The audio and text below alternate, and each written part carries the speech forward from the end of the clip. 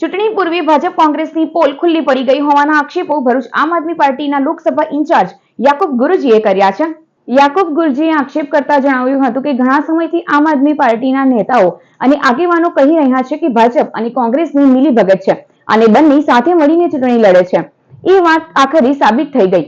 કોઈ પણ જગ્યાએ આમ આદમી પાર્ટીનો ઉમેદવાર જીતે નહીં અથવા તો ભાજપ વિરુદ્ધના મત વેરફાઈ ના જાય એ માટે ભાજપ અને કોંગ્રેસે ભેગા મળીને ષડયંત્ર કર્યું છે। અમે ઘણા સમયથી કહીએ છીએ કે કોંગ્રેસ ચૂંટણી નથી લડતું પણ ભાજપના માણસો કોંગ્રેસમાંથી ચૂંટણી લડે છે। તેઓએ ઉમેર્યું હતું કે કોંગ્રેસ ભાજપ મળીને ચૂંટણી લડે છે અને કોંગ્રેસની અંદર ઉમેદવારો ઉભા રાખવાનો નિર્ણય પણ ભાજપ લે છે। જનતા ભાજપ કોંગ્રેસની આ રમત સમજી ચૂકી છે, માટે આ વખતની સ્થાનિક સ્વરાજ્યની ચૂંટણીમાં જનતાના આશીર્વાદ ઝાડુના ઉમેદવારોને મળશે।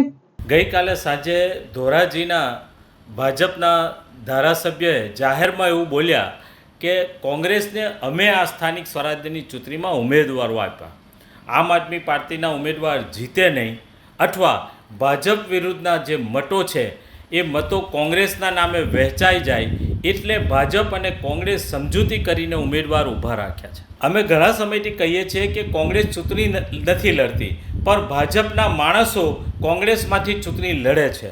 કોંગ્રેસના પૂર્વ ધારાસભ્યએ કહ્યું હતું કે કોંગ્રેસ ના ગમે તો ભાજપને મત આપજો પણ આમ આદમી પાર્ટીના ઉમેદવારને મત આપશો નહીં। આમ આદમી પાર્ટીનો ઉમેદવાર તો જીતવો જ ન જોઈએ।